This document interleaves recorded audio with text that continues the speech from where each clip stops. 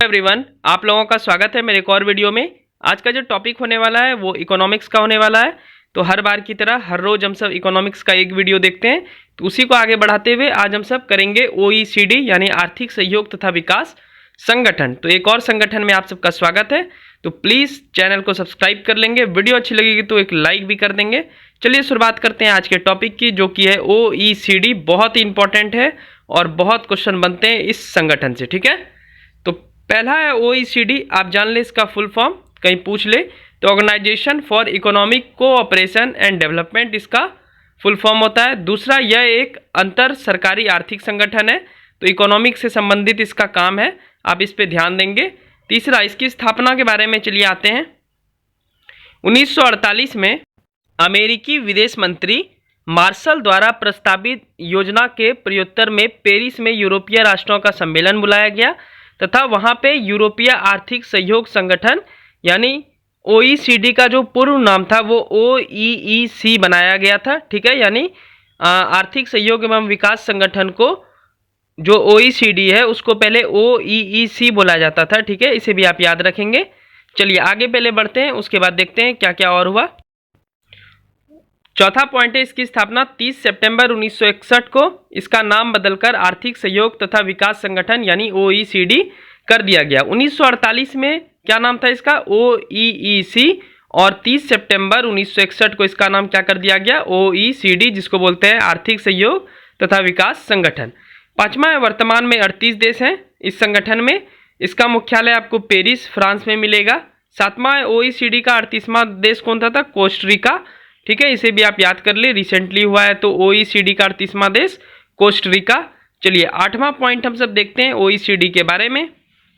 आठवां पॉइंट है, यह एक थिंक टैंक है अथवा मॉनिटरिंग समूह की भांति कार्य करता है, ठीक है। मॉनिटरिंग समूह मतलब मॉनिटर का क्या काम है, देख रेख करना, ठीक है। सदस्य देशों में रहने के मानकों में वृद्धि, विश्व व्यापार का विस्तार, आर्थिक स्थिरता को बढ़ावा, गरीबी उन्मूलन, पर्यावरणीय प्रभावों का आंकलन प्रमुख है, ठीक है। तो इसके प्रमुख कार्य आप सब समझ गएंगे।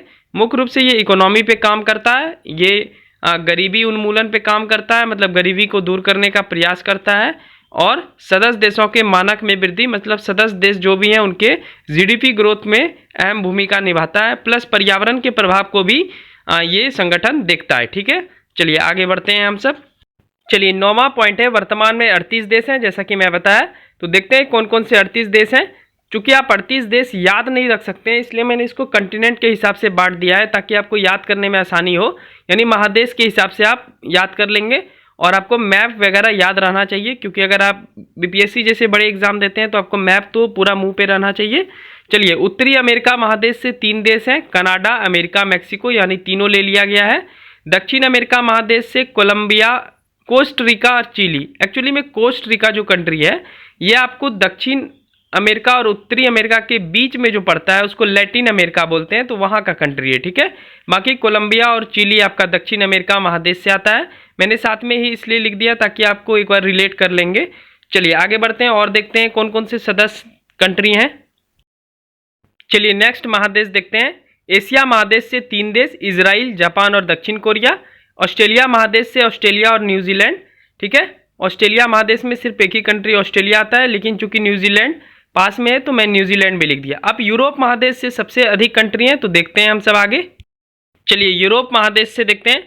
Austria, Belgium, Denmark, France, Greece, Germany, चेक गणराज्य, Estonia, Finland, Hungary, Iceland, Ireland, Italy, Luxembourg, Latvia, Lithuania, Netherland, Norway, Poland, पुर्तगाल, Slovenia, Slovakia, Spain, Sweden, Switzerland, Turkey, जिसको अब तुर्की बोला जाता है, और आखिरी कंट्री है यूनाइटेड किंगडम, ठीक है। तो इतने देश जो हैं टोटल मिला के 38 देश आपके सदस्य हैं, जिसमें से मैंने कंटिनेंट वाइज इसलिए बांट दिया ताकि एक बार आपको याद हो जाए, ठीक है। इतना याद करना आवश्यक नहीं है इतना कंट्री को, पर अगर एक बार आप ध्यान रखेंगे तो बेहतर होगा, क्योंकि अगर ऐसा क्वेश्चन पूछ दें, मान लेते हैं कि बीपीएससी वगैरह में तो आते ही रहता है कि बता दीजिए निम्नलिखित में से कौन ओईसीडी का सदस्य नहीं है। आपके 4 ऑप्शन में से एक सदस्य नहीं रहेगा और 3 सदस्य रहेगा। आपको पूरा सदस्य याद रहेगा तभी तो आप बता पाएंगे, ठीक है। तो सिंपल सा बात यही था, इसलिए सारा कंट्री जानना इंपॉर्टेंट हो जाता है, तो एक बार हम सब जान लिए। चलिए और देखते हैं OECD के कुछ पॉइंट इंपॉर्टेंट। चलिए 10वां पॉइंट है, OECD वर्तमान में फिनेंशियल एक्शन टास्क फोर्स के साथ मिलकर आतंकी वित्त पोषण के नियंत्रण हेतु प्रयासरत है। अब फिनेंशियल एक्शन टास्क फोर्स क्या होता है, तो ये भी एक संगठन है, ठीक है। किस उद्देश्य से बनाया गया है वो अगले वीडियो में हम सब जानेंगे, ठीक है। मुख्य रूप से financial action task force money laundering के ऊपर, प्लस ये आतंकवादी जो गतिविधि है, कैसे आतंकवादी सबको पैसा मिल जाता है, इन सब चीज़ों पे काम करता है। तो OECD अभी फिनेंशियल एक्शन टास्क फोर्स के साथ मिलकर आतंकवाद का जो वित्त पोषण है, यानी पैसा कैसे उस सबको प्राप्त हो जाता है, इसी पे नियंत्रण हेतु प्रयासरत है, मतलब प्रयास कर रहा है। 11वां है, वर्तमान में भारत OECD का सदस्य नहीं है, लेकिन OECD भारत के साथ वर्ष 1995 से सहयोग कर रहा है। और 12वां है, आपका कार्यकारी भाषा यानी ऑफिशियल लैंग्वेजेस अंग्रेजी और फ्रांस है, यानी फ्रांस में जो भी भाषा बोले जाते हैं फ्रेंच वो होगा, ठीक है, यानी इंग्लिश और फ्रेंच। चलिए अब देखते हैं करंट अफेयर्स आखिरी में हम सब। चलिए करंट अफेयर्स में है, OECD के वर्तमान में महासचिव कौन है, माथियास कॉर्मेन, ठीक है। तो ये थे OECD के बारे में, जिसकी में हम सब जितना भी ब्रीफ इंट्रोडक्शन था हम सब देख लिए। वीडियो अच्छी लगी होगी तो चैनल को सब्सक्राइब कर लेंगे और एक लाइक कर लेंगे।